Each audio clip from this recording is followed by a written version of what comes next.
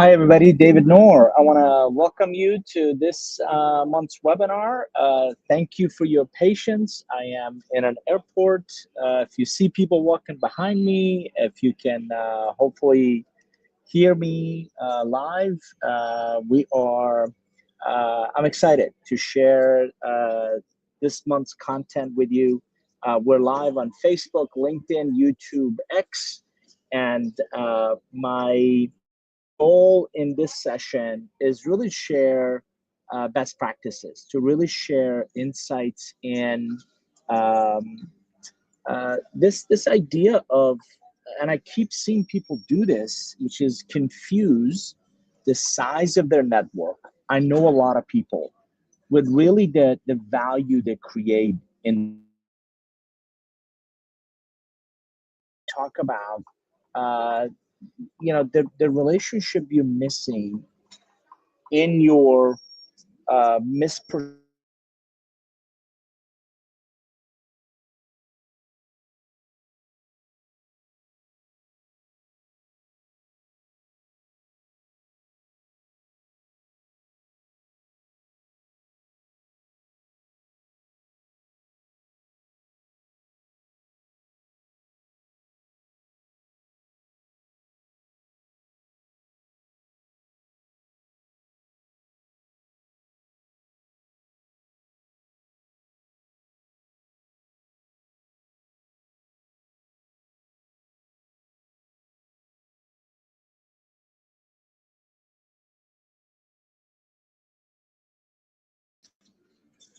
try this again. Uh, Again, the misperception of the size of your relationships, the size of your contacts with the value that you're not seeing in these contacts. So the goal of, let's see, I'm going to try to share my screen as well. And the goal of, there we go. I think we're getting there. Yeah, we're slowly getting there. So thanks for the patience. So the relationship value you're not seeing, your network isn't about its quantity. It's all about the value exchanges. It's all about the perception, the reception, and really the impact you create from your relationships. So you look at all of our LinkedIn connections. You look at on my phone, the number of contacts on even our own Avneer Vault. The number of contacts, almost 70,000 that I've just kind of added here. I think most of us don't have a network problem. I think we fundamentally, believe that my network is strong because I know a lot of people. The real question should be, what is that network actually worth?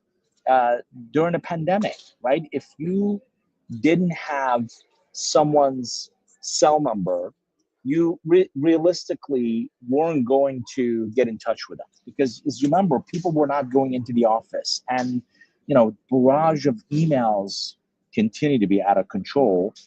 But the quality of your relationship in many ways depended on whether you were on a text-based exchange or interaction with that relationship.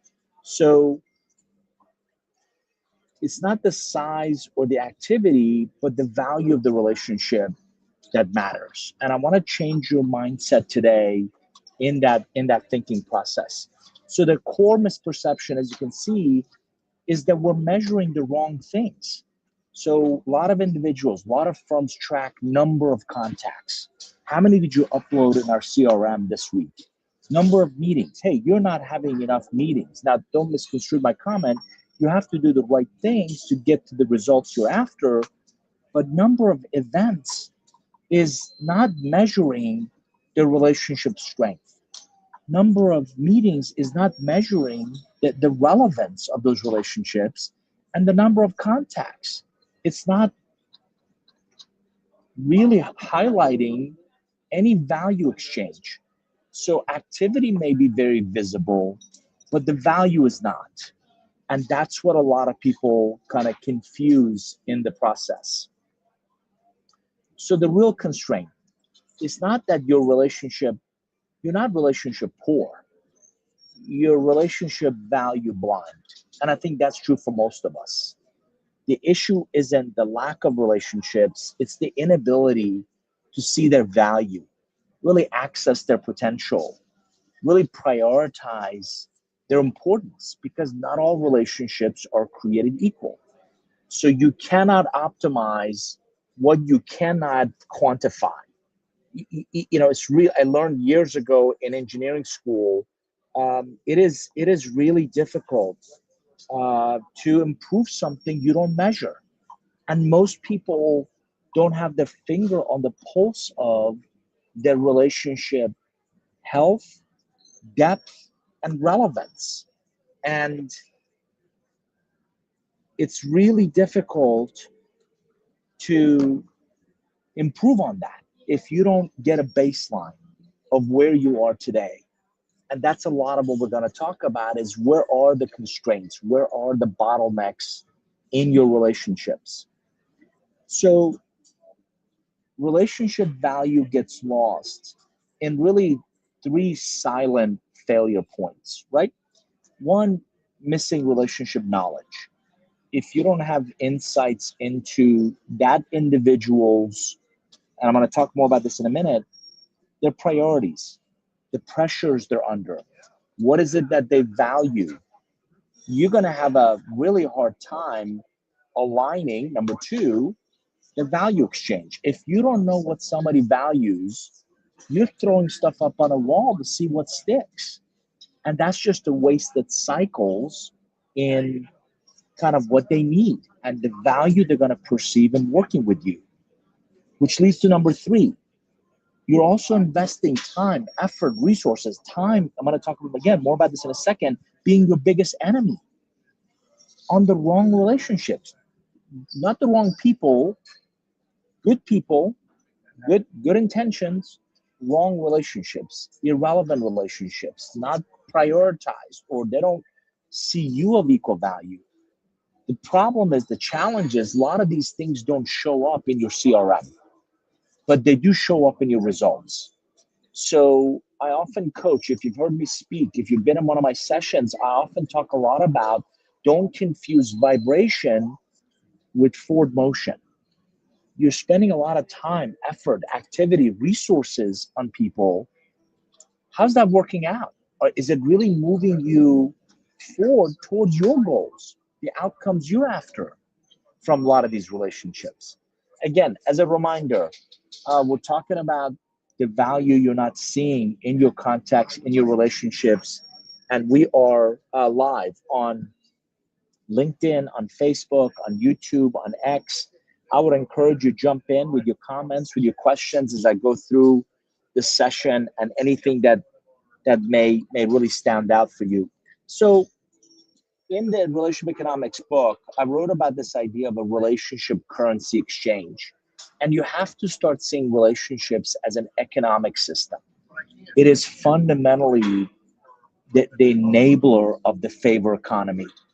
And every relationship really operates on a very simple formula: the deposits, the investments you make, the value you create for others, and the withdrawals, right? Your asks, your value you request, whether it's a meeting or an introduction, or can someone set aside their own priorities to do something for you, those are all withdrawals. And the balance determines, I would submit to you, the relationship viability.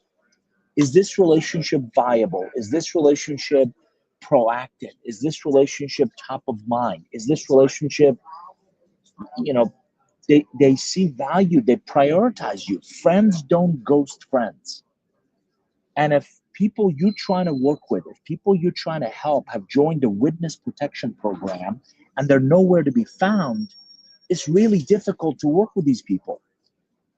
The imbalance, conversely, creates relational fragility.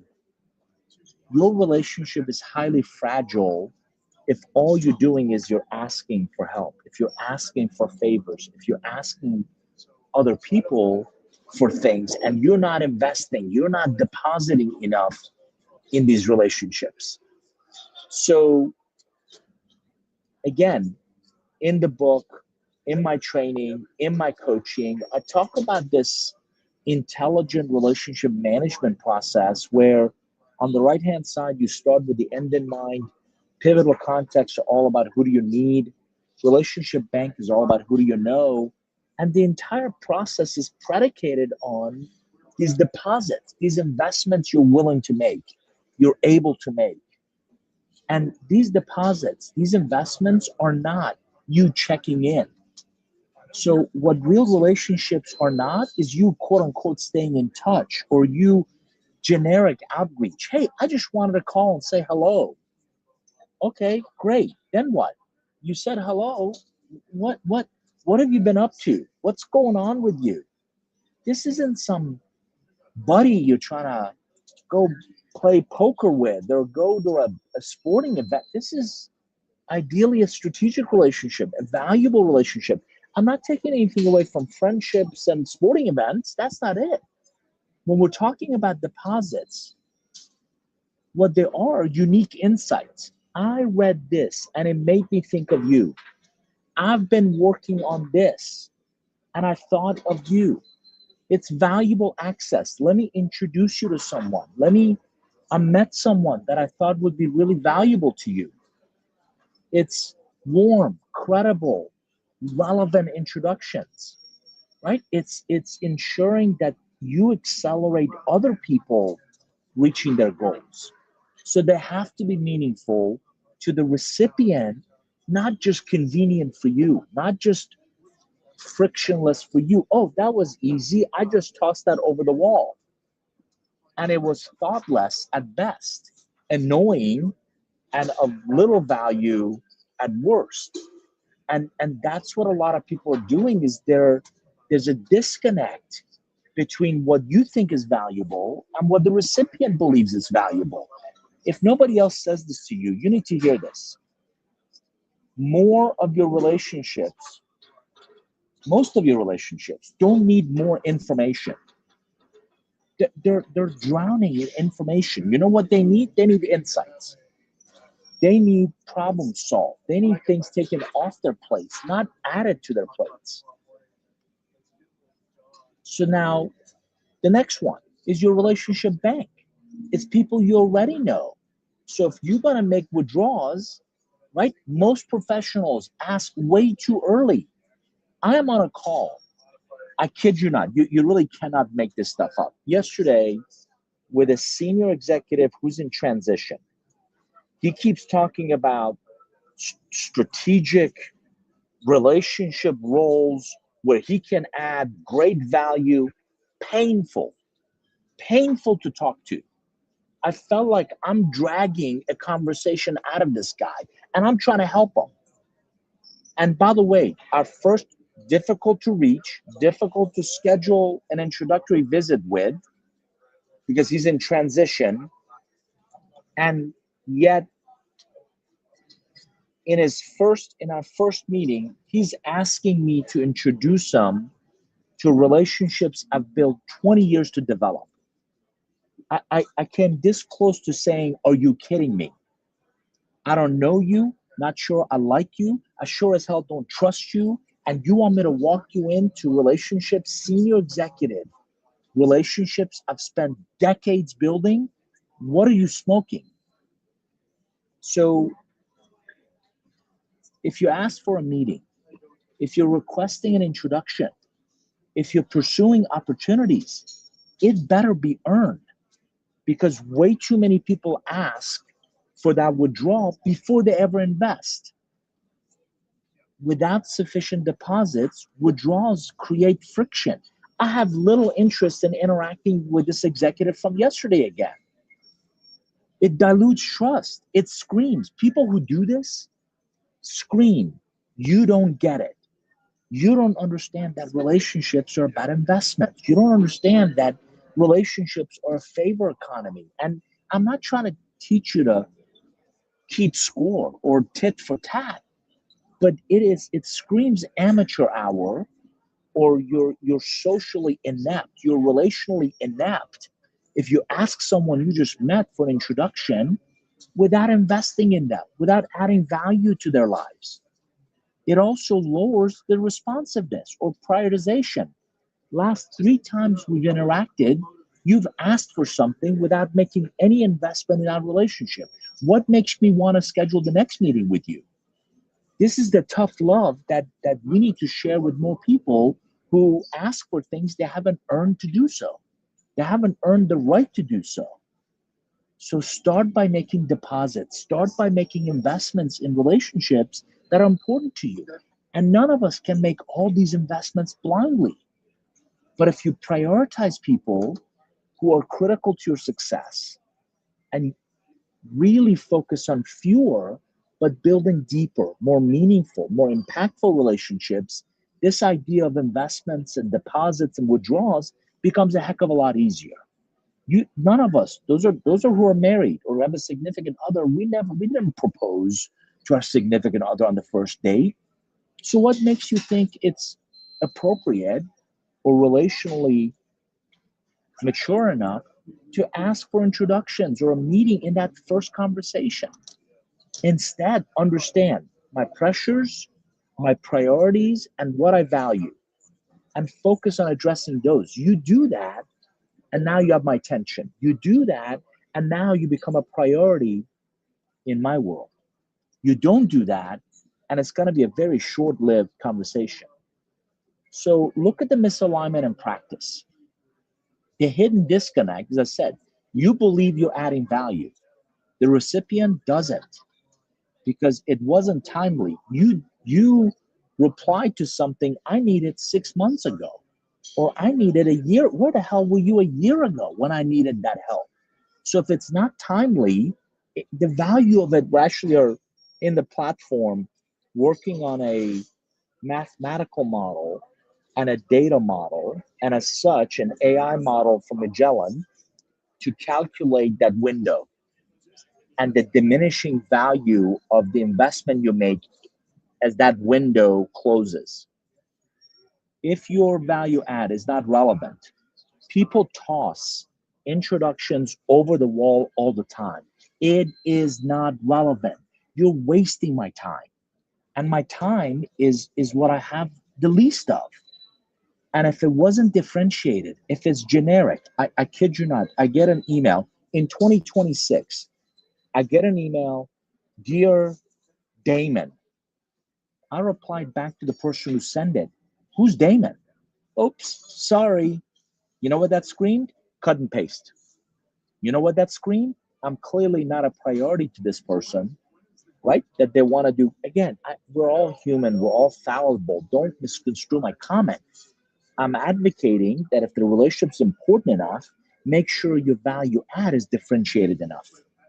Because the perceived value, bottom of the page, a lot of times may not equate to the intended value. The best way I know how to avoid this is ask better questions.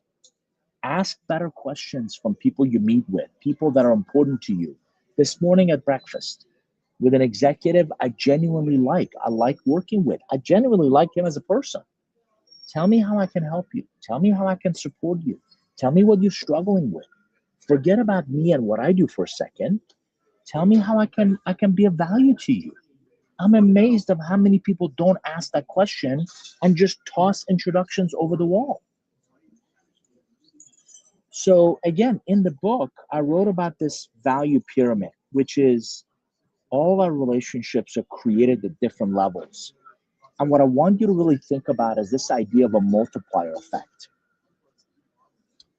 I think intuitively this will make sense to you. And again, in the platform, we're trying to quantify, in the Avenir platform, we're trying to quantify and agentically identify relationships that amplify your value. And it's just the premise is not all relationships are equal. Multipliers expand your reach. Multipliers accelerate trust. Multipliers create access to new networks, right? I'm spending a lot of time between Atlanta and the Bay Area. And as I transition a lot of our work and relationships to the Bay Area, I've certainly been there. I've spent a lot of time there, but my network there isn't as strong as it is in Atlanta. So I'm I'm eating some of my own cooking, which is how do I leverage the relationships I have? Rob Sponson at Zion's Bank, Andy Grosso, at Fortress Search, Mike Morale at Riviera Partners? How do I leverage those relationships to create net new opportunities, net new introductions to others? And by the way, I can't ask them for these favors if I don't invest in them and their success, right? So really important to narrow. This is why I coach people of everybody you know. Focus, narrow this down, because one multiplier relationship often outperforms dozens of passive contacts. In said another way, it doesn't matter how many people you know. It unequivocally matters how many people prioritize you or these multipliers in your world. So I'd rather have, going back to the value pyramid on the left, I'd rather you focus on fewer people further up the pyramid than a whole lot of people at the base of it. Because a lot of those people that are situation, they come, they go, but they're passive contacts. LinkedIn doesn't show us this. Salesforce doesn't show us this. All the conversational intelligence tools that are out there don't show us this. Who are your multipliers? Who are your relationship multipliers? And the opportunity cost. And this is where a lot of professionals get it wrong. You invest time on the left-hand side, comfortable relationships, familiar contacts. Who doesn't like to hang out with people who like us and want to meet us for coffee and want to meet us for lunch, and they're nice to us? We all do. But they're low impact connections, again on the left, instead of high influence relationships, strategic multipliers, growth accelerators. People on the right dramatically, profoundly will elevate where you are. They will elevate your ability to reach your goals.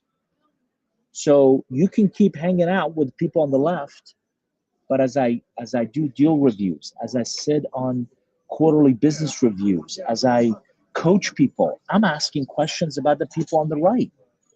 Tell me about 3 high influence relationships you invested in this past week. Tell me 2 strategic relationship multipliers you've had a meal with this past month.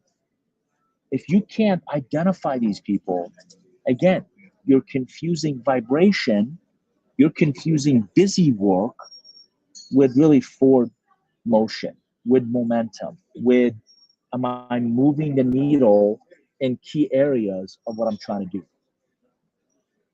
Talking about busyness, I'm sure you've seen this, right? Have you seen people on the right-hand side where they're always busy and their calendar is really amplifying kind of all that they got going on, right? So busy isn't valuable. Busy isn't, you can be highly engaged, you can be constantly networking, you can always follow up, but what you're not doing is you're generating minimal relationship value. You're filling the contacts, you're checking boxes, you're creating activity, but not really creating, right, the right relationship investments. So busyness masks poor prioritization. Busyness masks, are you intelligently, intentionally, we're going to talk more about that in a second, investing in the right relationships along the way. So a really good way to think about this is diagnosing your value. Ask yourself, which relationships create real opportunity? Go back and look at your goals. And again, the epicenter of the Avnia platform we're very focused on is proactive goal performance. Which relationships create real opportunities for you? Which relationships are stagnant? And not the fact that they're just stagnant. Why? Why are they stagnant? How can you get them off the dime? And where's the value being exchanged? And where is it not? Because if that value isn't exchanged consistently, isn't exchanged intentionally, isn't exchanged strategically, what happens is, like I said, they're going to stop returning calls and emails. They're going to stop prioritizing you. They're going to stop engaging in any kind of meaningful way. And this happens to all of us. If you don't know this, it is problematic. If you don't know this, it's a blind spot. It's a huge blind spot in your efforts.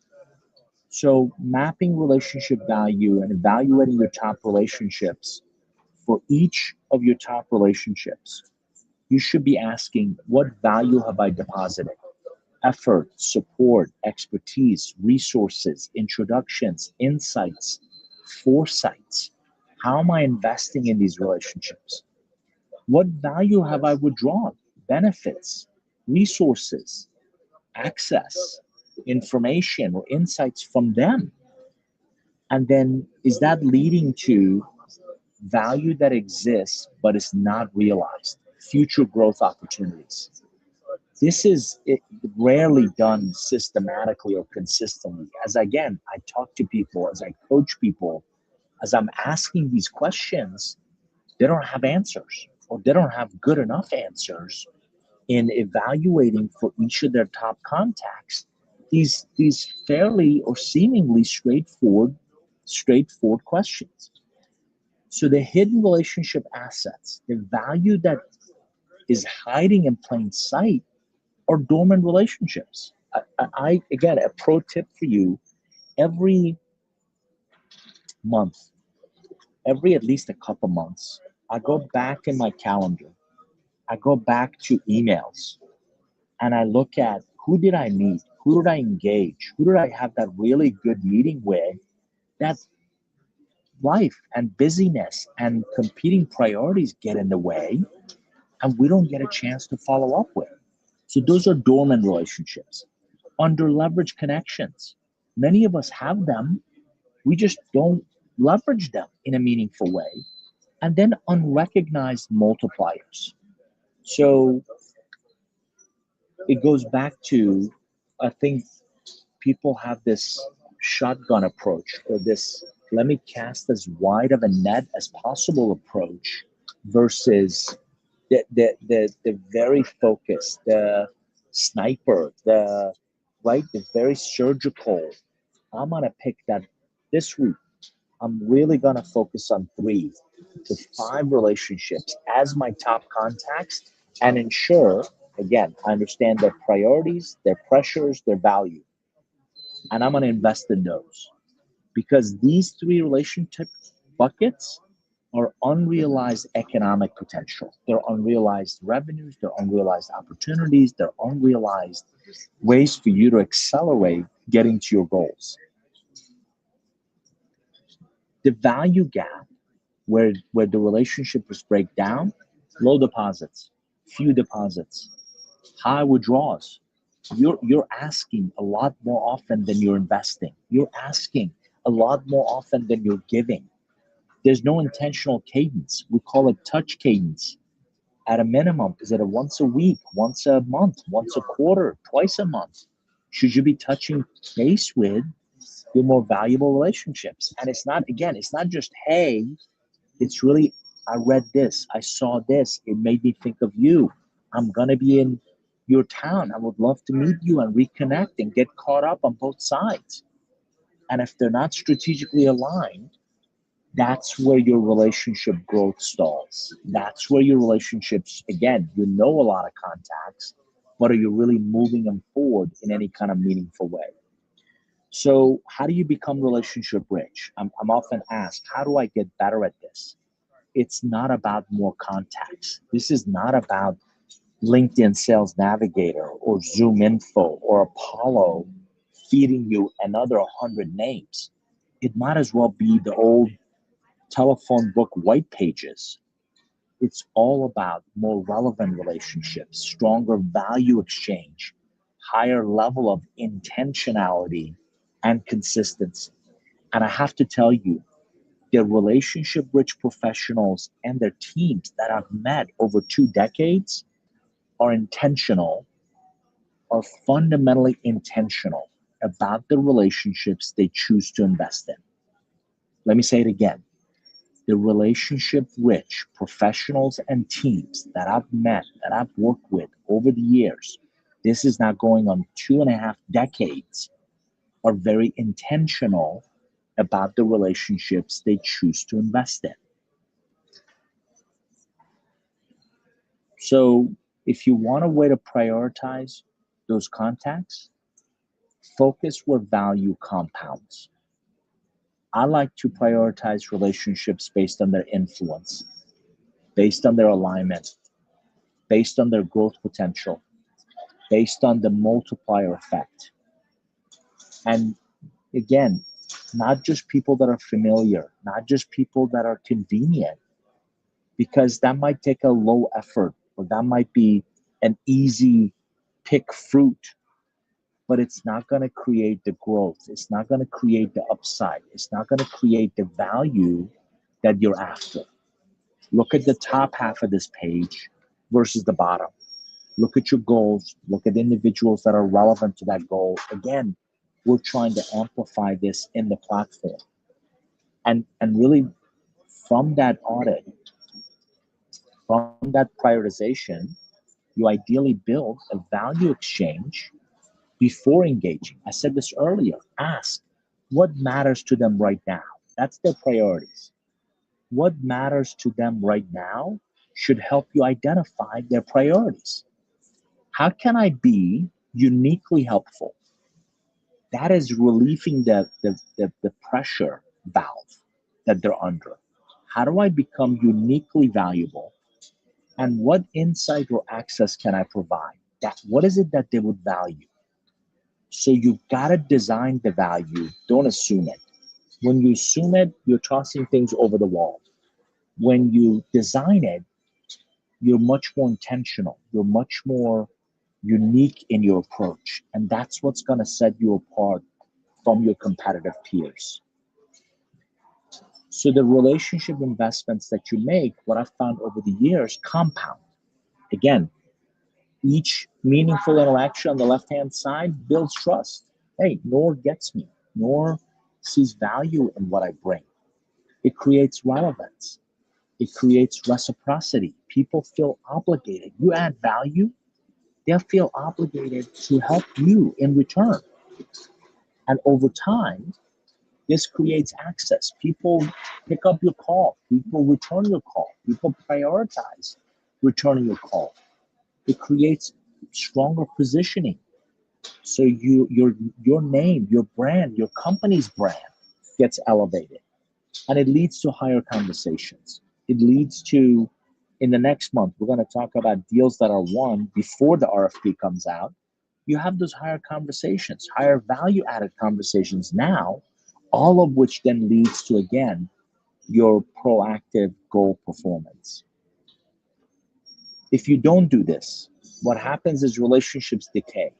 If you don't add value, relationships absolutely erode. So if you don't deposit, you create disengagement. If you're irrelevant, you become indifferent. You're another one of those 300 emails an executive gets every day. If you don't have an consistent touch cadence, you become forgettable. So you have to understand, bottom of the page, either relationships compound or they decay. And I've often coached people that in every interaction, you have two options and two options only. You're either going to elevate or amplify that relationship, or you're going to dilute it. The choice is yours. And that value exchange either compounds the relationship or it's going to decay it. You've heard me talk about this. I believe that pitch, that field is our market, and 90% of the game is played when you don't have the ball. So most of us, a lot of people focus on the org chart on the right, and that's important because it's titles and boxes and reporting lines.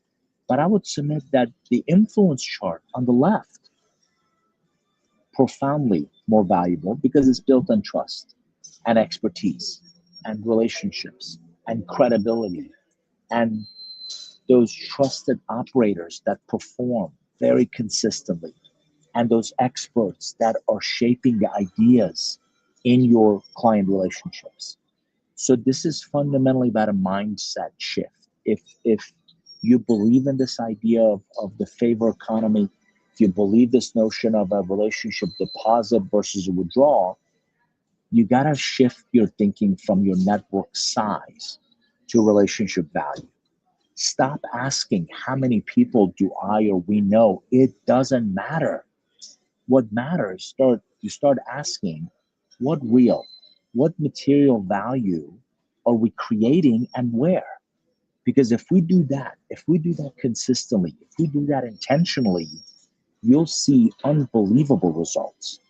And when I talk about multipliers, and when I talk about those relationship investments compounding, the dividends from those investments become unbelievable in terms of access, in terms of opportunities, in terms of you moving key ideas forward. So the strategic advantage to people who do this is you win more deals, you shorten the sales cycle, you differentiate beyond your capabilities, and because you're relevant, you're needed before you're thought of, you're contacted before the need. So your network is not your asset. It really is your ability to create and exchange unique value that sets you apart. That's what turns relationships into intelligent and profitable growth. Not growth at any expense, not growth at any cost, not growth at whatever it takes, but intelligent and profitable growth. So, what I want you to do is really think about how to become relationship rich. Audit your relationships, prioritize your time, really redesign your value exchange so you go from just being well connected to being strategically valuable to people, to relationships that matter. So we're trying to do this. Again, I've been teaching these ideas for decades. We're trying to do this in the Avnia platform. I am so incredibly proud of the team because we also just launched for our early access and design partner customers a mobile app that's native iOS. Android is coming in a couple weeks. What's next? We'll follow up with a link to a relationship assessment. If you haven't taken this, it's a really interesting way to understand where you are with some of these concepts. I hope you'll go to avniainsights.com. We're now accepting the next cohort of 20 early access, or what we call design partners, where you get early access to the platform, and we work collaboratively to really move the needle forward on your relationship investments. Our next webinar, I hope not to be in an airport, Tuesday, June 9th at 1 p.m. Eastern. I'm going to talk about deals that are decided before the RFP. And by the way, as a bonus, I'm hosting Mark Roberge, who was the first CRO, the founding CRO at HubSpot, and he teaches at Harvard. I've heard him speak several times. On June 1st at 4 p.m. Eastern, he's got a brand new book out called The Science of Scaling. We've read it. Our team has started incorporating it into the rhythm of our business, and I think you're going to find that particularly valuable. So I hope you'll mark your calendar to join us for that. On behalf of our team, thank you for being here. Again, I apologize if you heard the background noise or if the audio or the connection wasn't as good as I had hoped. I'm in the airport on my way to spend some time with a client, and I just want to thank you for making the time to be here. Again, I'm on LinkedIn. If you don't follow me there, I share daily tips. We do these webinars once a month. avniainsights.com is a really good website to learn more about what we're doing, and I hope to see you in our next session. Thanks, everybody. Make it a great rest of your day. All the best.